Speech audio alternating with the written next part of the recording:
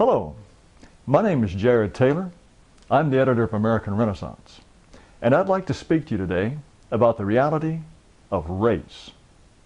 It's become quite fashionable to claim that race is nothing more than a social construct with no basis at all in biology. Craig Venter, who became famous for sequencing the human genome, he claims that, quote, the concept of race has no genetic or scientific basis.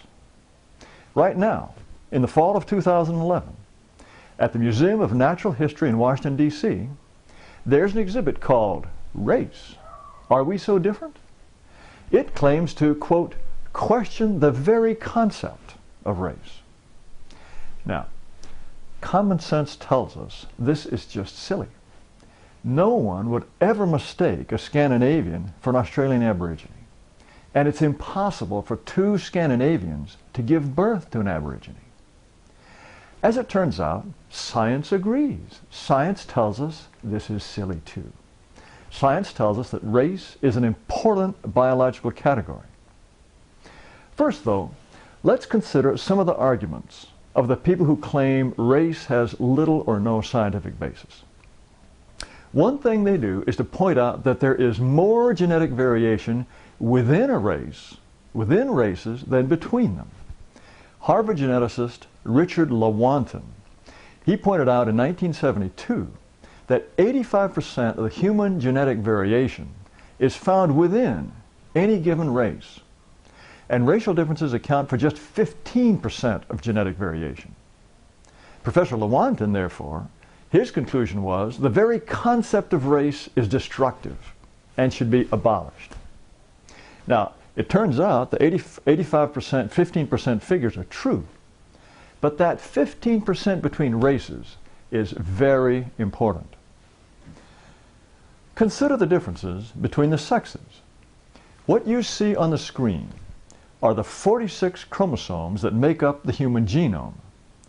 Do you see that stumpy little chromosome in the lower right-hand corner of your screen? That's the Y chromosome. Men have it, women don't. Otherwise, men and women are genetically identical. That is a very small genetic difference. But look at the physical differences between the sexes. Some are absolute. Women have organs men don't, and vice versa. And other differences are like the differences Lewontin pointed out between the races. Height, for example, that's controlled almost entirely by genes, and we know that men, on average, are taller than women.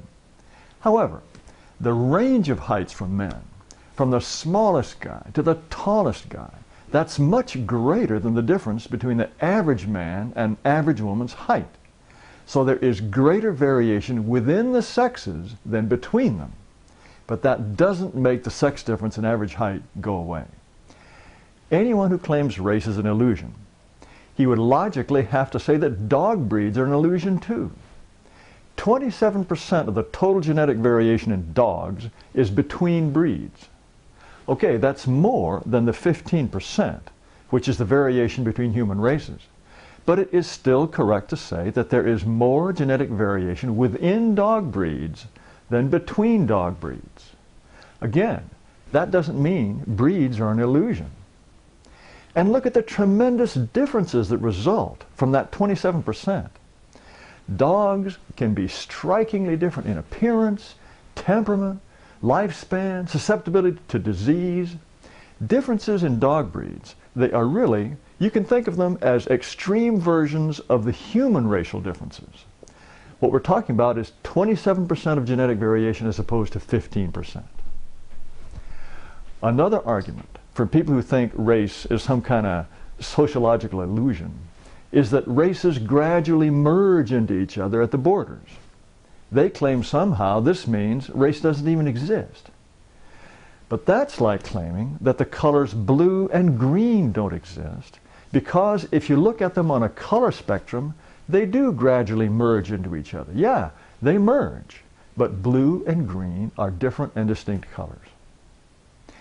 As it turns out, races sometimes do gradually merge from one to another within a continent, but between continents there are clear racial breaks. In any case, The existence of mixed race populations along the borders of populations doesn't negate the reality of race, it affirms it. Mixed race people exist only because race exists. Also, if race is not a biological reality, how come you can determine somebody's race from just a few little snippets of DNA or just from skull shape?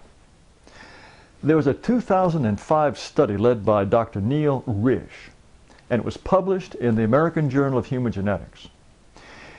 Risch looked at the DNA of 3,636 people who identified themselves as either white, black, East Asian, or Hispanic. The analysis, which again looked at just a tiny part of the human genome, it identified the subject's race with 99.9% accuracy. Actually, it was 100% accuracy, because where the DNA differed from a subject's racial classification of himself, say somebody thought he was black, but it actually turned out he was more Hispanic than black, that was because these people had ancestors they didn't know about. The DNA does not lie. By the way, this study could tell Japanese and Chinese apart with 99% accuracy, just by sampling a little bit of each person's genome. Can you tell Japanese and Chinese just by looking at them? The shape of your skull gives your race away. Dr. Stephen Owsley and his colleagues, they could tell black skulls from white skulls 80% of the time using just 2 variables. With 19 variables, they got it right 97% of the time. Forensic anthropologist Norman Sauer, he got so fed up with people denying the reality of race that he wrote an article with the title, "If Races Do Not Exist, Why Are Forensic Anthropologists So Good at Identifying Them?" Good question. Racial differences go well beyond skin color and bone structure. The races differ in hormone levels, gestation time, rate of development, brain size, eye size, genital size. They differ in hair type, bone density, fat distribution, age of puberty onset. They differ in lifespan, twinning rates, myopia rates, disease rates. It goes on and on. And these are biological facts. They're not sociological constructs. As Ernest Meyer of Harvard pointed out in 2002, quote, "Those who subscribe to the opinion that there are no human races are obviously ignorant of modern biology." Doctors have to know that race is real. The FDA has approved a heart failure drug called Bidil, but only for blacks.